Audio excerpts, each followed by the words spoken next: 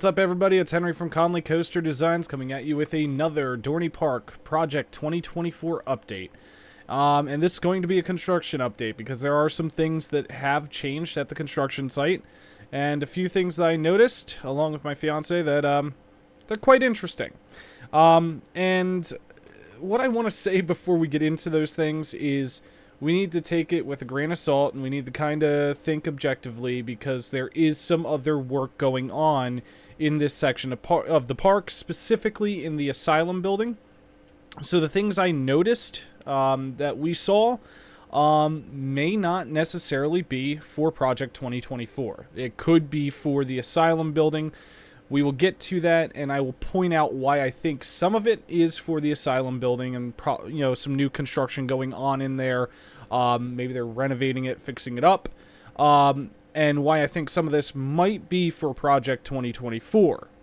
As I always say, all of the photos were taken from the publicly accessible portions of the park. We did not violate any no trespassing signs. We don't play that game.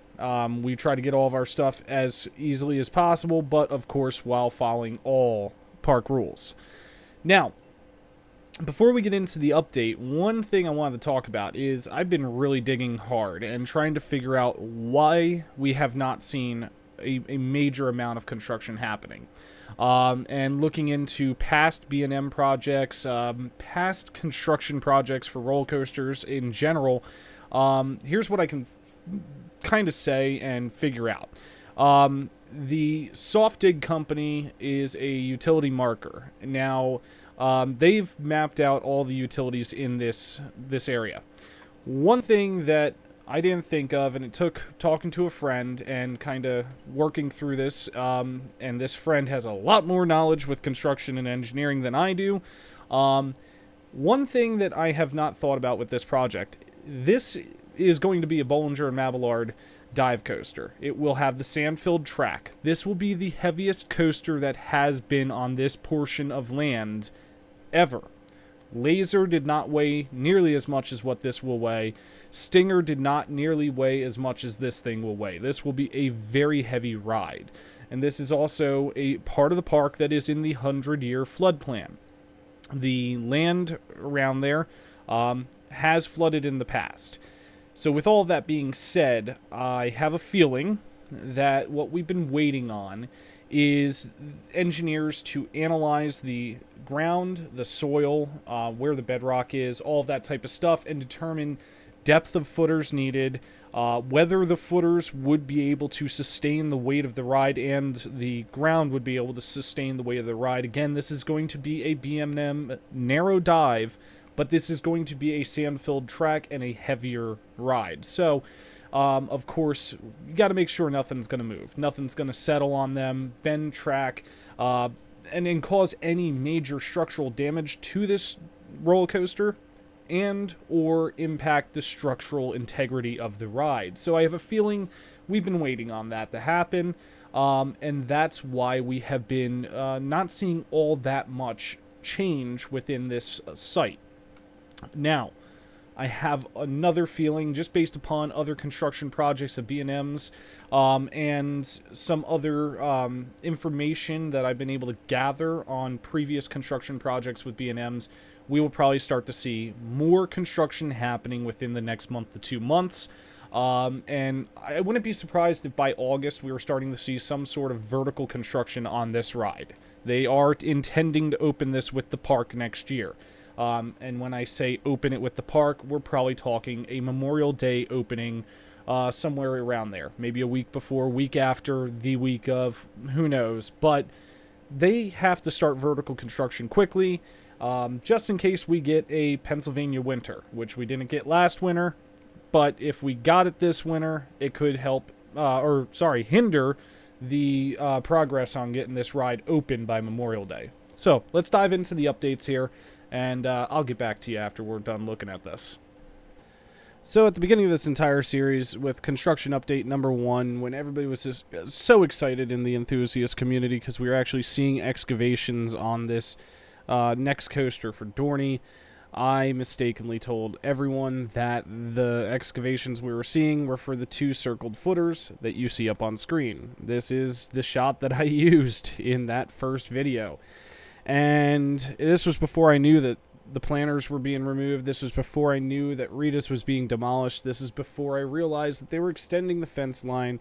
So I was operating off of a lack of knowledge and a lack of information as to what was happening. I'm sorry.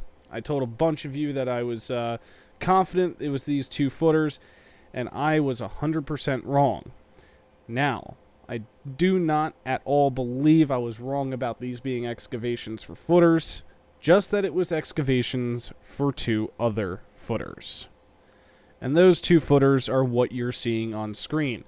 Now that I know more about what they're demolishing and how they're modifying the pathway and extending the fence line and changing where the fencing is going to go, I feel more confident in saying that the 2 footers that are being excavated were these 2 right here.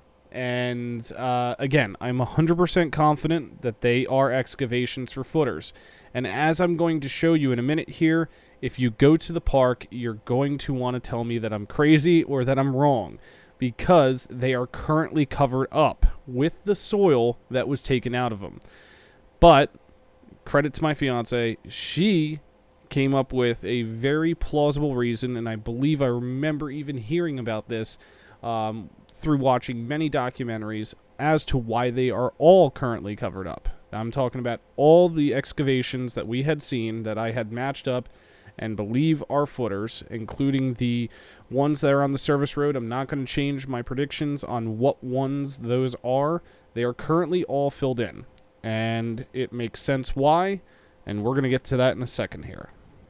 So as you're going to see in these images, the big piles of dirt that were existing next to where these excavations were, they're gone. And they're not gone because they've been removed.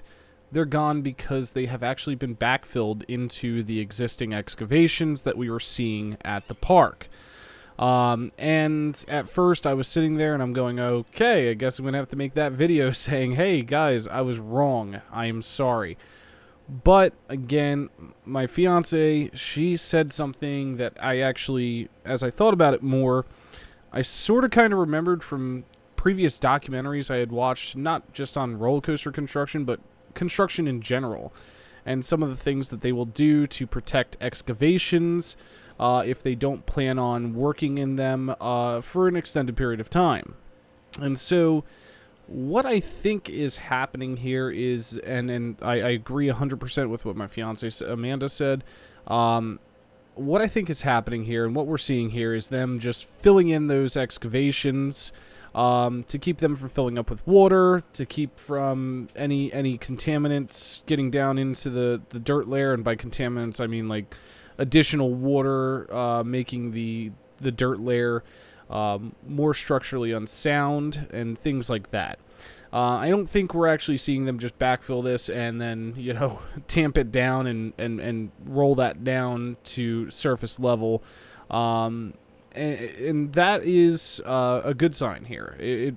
I'm thinking that this means we are getting closer to them maybe getting results back. From what I was saying there is more than likely engineers determining whether they need to go deeper with their footers, if they need to maybe throw some pylons down underneath the footers to help support them, stuff like that. So I don't think this means that, you know, oh no, the ride's not happening. I don't think this means that I was wrong on where that these are excavations for footers. As I said, I was wrong on what footers they are. But that's what we're seeing here, is simply them just covering them up to keep them protected. And you'll see that in a couple clips after this as well. So what we're seeing here is, again, one of the few excavations that we saw on the service road back towards the rear of the Stinger plot of land where the maintenance buildings are and the asylum building is. These excavations were also covered up.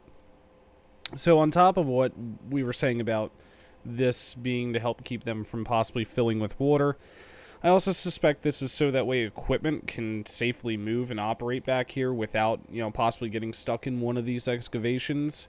But it will be very interesting to see moving forward how these get dug back up, begin to get framed out for footer, poured with concrete. We'll see this develop over the coming months. Alright, so getting into what I was talking about in the very beginning of the video. Again, take this with a grain of salt. This could just be the enthusiast in me having fireworks go off in my head and be like, oh my god, here we go, here comes footers. Maybe not.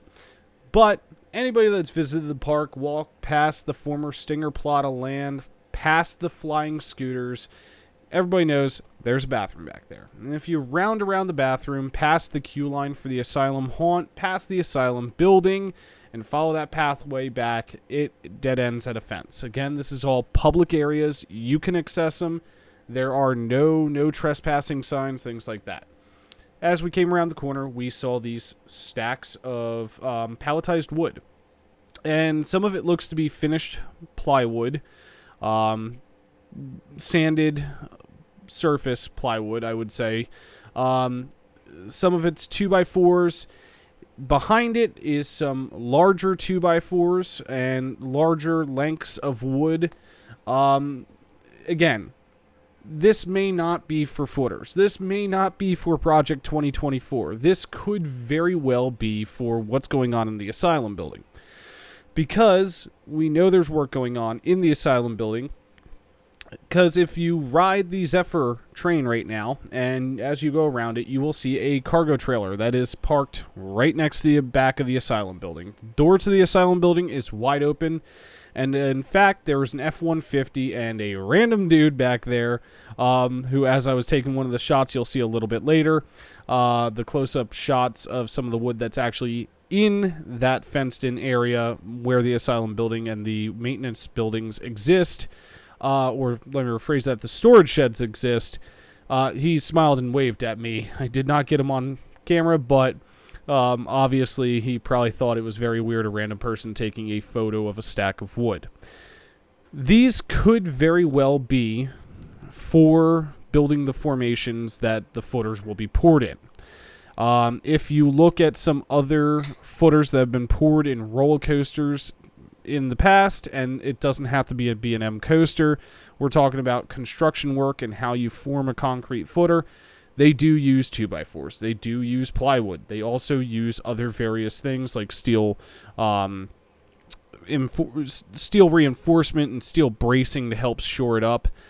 But this could also be for footers. Now, there is a pallet of wood inside the fenced-in area where the asylum building is. And I can say 100% sure that would be for what they're doing in the asylum building.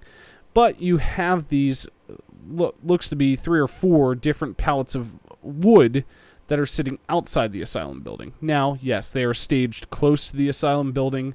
Again, that's why I say this could very well be for the asylum building, and the enthusiast mind in me is just going off with fireworks and excitement. But it also could be for Project 2024. So moving forward, and as this whole thing comes together, we're definitely going to want to keep an eye on that and see if this wood starts to be cut down, if we see woodworkers cutting this to the dimensions needed to form a footer. We'll see what happens. But I thought this was worth showing off and worth pointing out just due to where it's staged. Again, this backlot area, if you want to call it that, there were several excavations that we were able to almost definitively match up to the site plan that look like they're going to be for footers. This very well could be for it, but it also might not be, because these footers could be round B&M footers. So we'll see where it goes from there. Alright, so with that, I'm Henry from Conoly Coaster Designs. I hope you enjoyed this week's update on the construction of Dorney Project 2024. Hopefully, again, we're going to start seeing more stuff moving around the construction site soon. Hopefully, we're going to start to see vertical construction soon. I'm really hoping that we are going to see either track work or supports or flanges, parts for footers arriving soon. Maybe that way we can have almost definitive proof that this is going to be a B&M Narrow Dive Coaster. And yeah, I'm excited for the months moving forward, and how this is going to all come together.